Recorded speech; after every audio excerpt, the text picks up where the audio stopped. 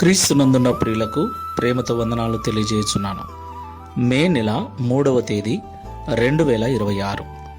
ఈరోజు దేవుడు మనకు చేస్తున్న వాగ్దానం ఏమిటనగా, యెషయా గ్రంథము 44వ అధ్యాయము 24వ వచనం.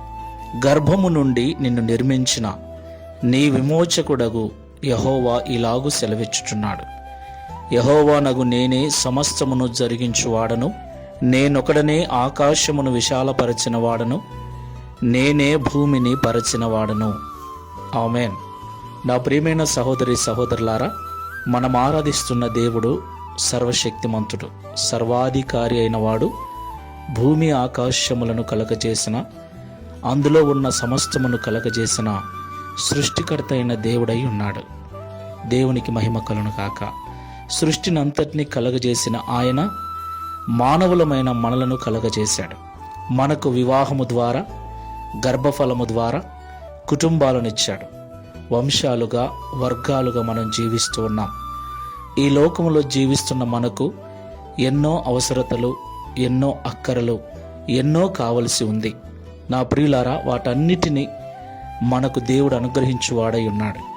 ఆయన సమస్తమును కలగజేసినవాడు, ఇక ముందు సమస్తమును జరిగించువాడు కూడా ఆయనే. దేవునికి మహిమ కలుగును గాక. ఎందుకంటే మన తల్లి గర్భములో మనల్ని రూపించినవాడు ఆయనే. మనకు రూపమిచ్చినవాడు, ఊపిరినిచ్చినవాడు, మనల్ని బ్రతికింప చేసి జీవింప చేస్తున్నవాడు ఆయనే. కాబట్టి మాటలు వింటున్న ప్రియ సహోదరి సహోదరులారా, మనల్ని కలగజేసిన సృష్టికర్త సెలవిస్తున్న మాట, సమస్తమును కలగజేసిన వాడను నేనే, సమస్తమును జరిగించువాడను నేనే అంటున్నాడు.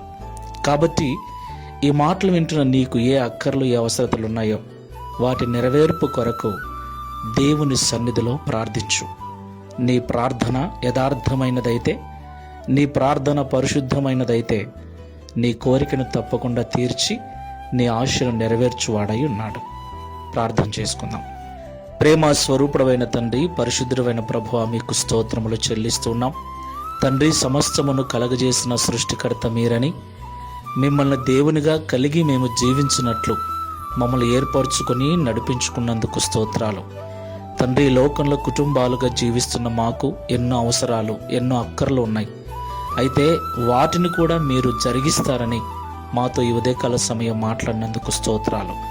ఈ ప్రార్థనలో ఏకీభవిస్తున్న నీ బిడ్డలలో ఏ ఏ అక్కర్ల చేత, అవసరతల చేత నీ బిడ్డలు బాధపడుతున్నారో, నీ వైపు చూస్తూ ప్రార్థిస్తూ ఉన్నారో, నిశ్చయముగా వారి ప్రార్థనలు అంగీకరించి వారికి కావలసిన వాటిని అనుగ్రహించి మీ నామమును మహిమపరుచుకొనుమని, ఈ వాగ్దానమును మా అందరి జీవితంలో నెరవేర్చుమని యేసు క్రీస్తు వారి నామములో ప్రార్థించి వేడుకుంటున్నాము తండ్రి. Amen. Praise the Lord. God bless you all.